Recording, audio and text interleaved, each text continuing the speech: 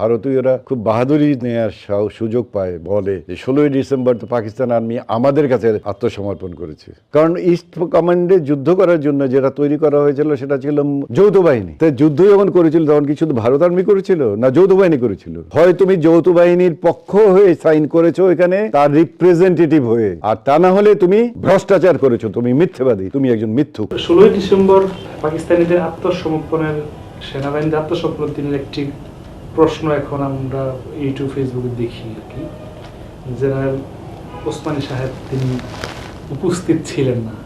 কেন ছিলেন না, বা তিনি থাকতে চাননি, অথবা তাকে থাকতে দেওয়া হয়নি, অনেক প্রশ্ন। সেখানে একে খন্দকার নামে একজন দাঁড়িয়েছিলেন, সেটা ছবিতে দেখা যায়। একে খন্দকারের ছবি দেখা যায় না, একে খন্দকারের ছবিও দেখা যায় না। অন্য একজন মেজর ছিল, একজন মেজরের ছবি দেখা যায় না। এটার ব্যাপারে কিছু বলবো না। একটু আজকে বলবেন, আমরা কি বলবো, এটার ব্যাপারে যা দেখা গেছে আমরা তাই দেখেছি। কিন্তু এর পেছনে তো গল্প আছে। পেছনের গল্প তো আমার জানার ব্যাপার না, কারণ আমি তো ইতিহাস নিয়েও ঘাঁটি না। আমি সেই সময়ের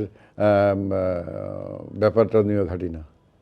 কিন্তু স্বাভাবিকভাবেই প্রশ্ন জাগে, অনেকেরই জাগবে। কারণ পাকিস্তান যে কারণের জন্য ওরা এখন মানে ভারতীয়রা খুব বাহাদুরি নেওয়ার সুযোগ পায়, বলে যে 16ই ডিসেম্বর তো পাকিস্তান আর্মি আমাদের কাছে আত্মসমর্পণ করেছে। এখন এই কথাটা তারা বলার মতো সাহস পায় তারা, কিন্তু তাদের কাছে আমি জিজ্ঞেস করি যে তোমরা কোন ধরনের অভদ্র সন্তান যেটা নিয়ে তোমরা আবার বড়াই করো? কারণ ইস্ট কমান্ডে যুদ্ধ করার জন্য যেটা তৈরি করা হয়েছিল সেটা ছিল যৌথ বাহিনী। তাই যুদ্ধ যখন করেছিল তখন কি শুধু ভারত আর্মি করেছিল, না যৌথ বাহিনী করেছিল? তাহলে পাকিস্তান আর্মি যদি ওইখানে সাইন করে থাকে তাহলে যৌথ বাহিনী এতে সাইন করছে। হয় তুমি যৌথ বাহিনীর পক্ষ হয়ে সাইন করেছো এখানে তার রিপ্রেজেন্টেটিভ হয়ে, আর তা না হলে তুমি ভ্রষ্টাচার করেছো, তুমি মিথ্যাবাদী, তুমি একজন মিথ্যুক। প্রশ্ন যেটা আর কি, যে ওসমানী সাহেব, আমি যে সেটা তারা হয়তো এই কথাটা বলার জন্য তারা এই চিন্তা করেছে। তারাকে আসতে দেওয়া হয়নি, তার হেলিকপ্টারকে মাঝপথে গুলি খেয়ে উনি সিলেট গিয়ে নেমেছেন। হি ওয়াজ কামিং, কিন্তু টার্বুলেন্সের জন্য, প্রবলেমের জন্য উনি আসতে পারেননি। কিন্তু আসতে না পারলে কি হবে? আসা তো দরকার না, আমার তো আসতে যাওয়া দরকার নেই।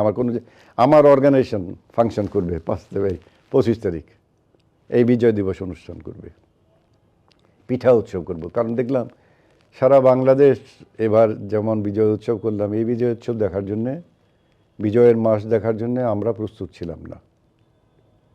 কেমন যেন শীতও জাঁকিয়ে বসলো চতুর্দিকে। আমাদের কাছে মনে হলো যে আমরাও বিজয়ের মাসটাকে যেন শীতে পেয়ে বসেছে। সব জায়গায় পেপার থেকে শুরু করে, তোমরা থেকে শুরু করে, ইউটিউবার থেকে, বাইরের ইউটিউবার থেকে শুরু করে, সরকার থেকে শুরু করে, তবু অনেক ওরকম দুঃখ, মানে কিছুটা দুঃখ থাকা সত্ত্বেও গতকালকে যে ওনারা গিয়েছেন সম্মান দেখানোর জন্যে, কি বলে